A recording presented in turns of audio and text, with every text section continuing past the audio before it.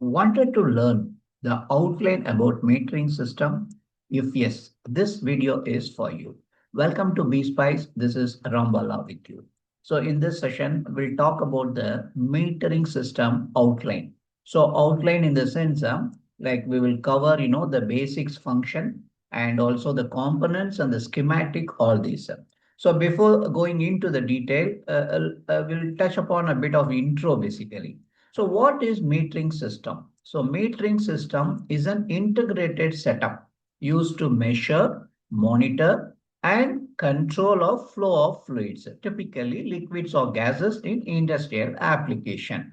So this is the purpose basically. Yeah, right. So these systems are essential in industries like oil and gas, and of course chemical processing, water treatment, and power generation, especially when we need to have an accurate and reliable flow measurement is needed for critical operations, billing, and regulatory compliance. So if that is the case, we need to have this metering system, right? So that is about the intro.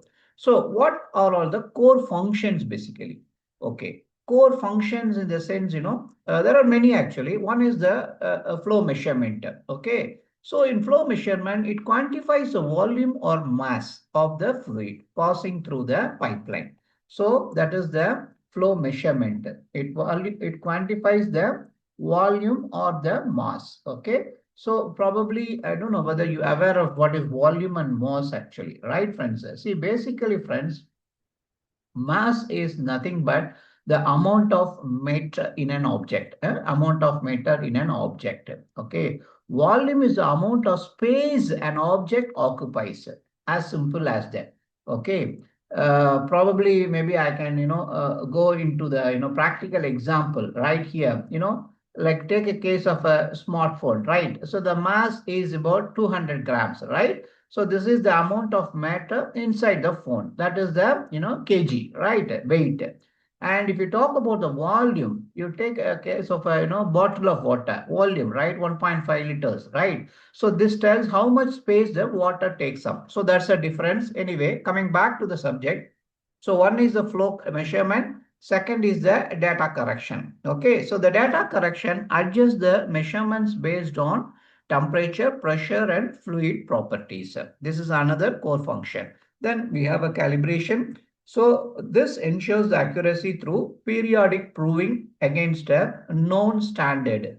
So the prover, all these we will talk in the next subsequent slides. Then control. It regulates the flow using control valve and automation system, and monitoring and logging. It tracks the real-time data and stores it for analysis and reporting. So this is about the core functions: flow measurement, data correction, calibration, control, and monitoring and logging, right? So now we'll go into the schematic, friends. Just focus on this. So this is your flow measuring station, right? Where you have a transmitter, flow meter, all these isolation valve, all these kind of arrangements. Then you have a prover unit.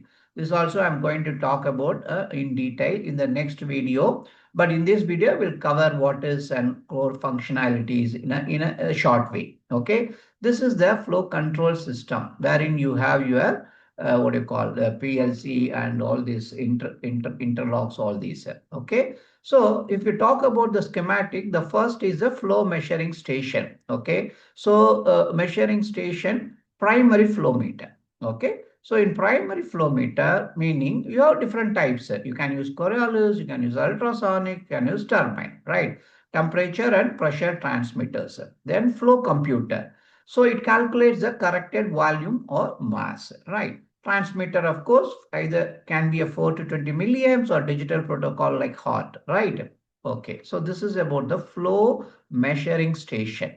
Okay, the second item is the prover unit. Okay, so prover loop, basically it's nothing a pipe section with a known volume actually, right? So I will explain this also in detail in the next video. Okay. So it has a displacement prover or compact prover basically. So the prover have a displacement. The prover can be of displacement or compact prover. It can be of any type basically.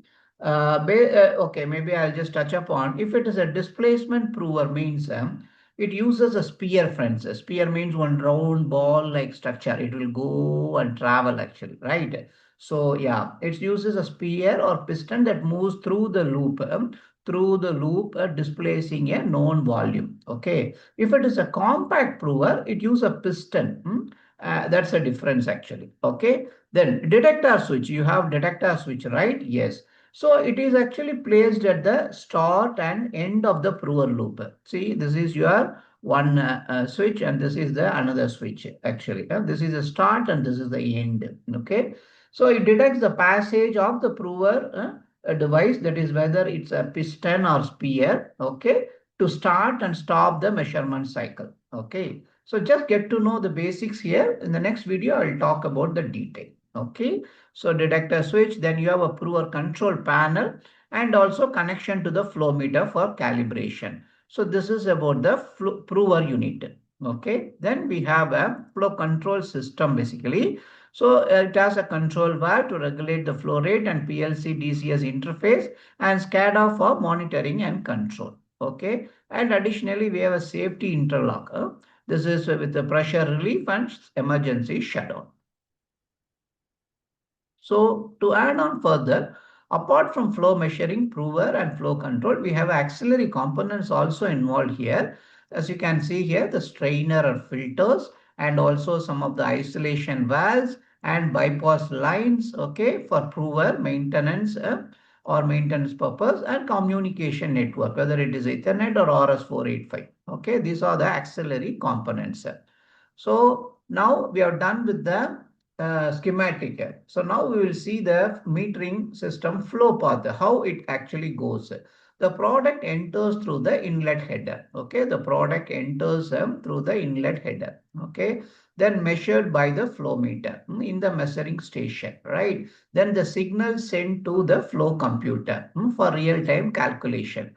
So periodically diverted to prover loop for calibration. So the normal flow is like this. Okay, it goes but when some cases want to do the calibration, it will be diverted through this. It will be diverted through this loop. Through this loop basically. Normally it will go like that. And when you do the proving, it will be diverted through the prover loop. Okay. So the flow control valves adjust the flow based on the set point and data logged and monitored via SCADA PLC. So this is the flow path basically. Okay, friends, right. Now application, custody transfer. This is one of the critical application. It's used for accurate billing between parties, especially in oil terminals and process control. It ensures the optimal operation of industrial system. And third is the environmental compliance. It tracks emissions and discharges and safety monitoring, detects anomalies like leaks or overpressure.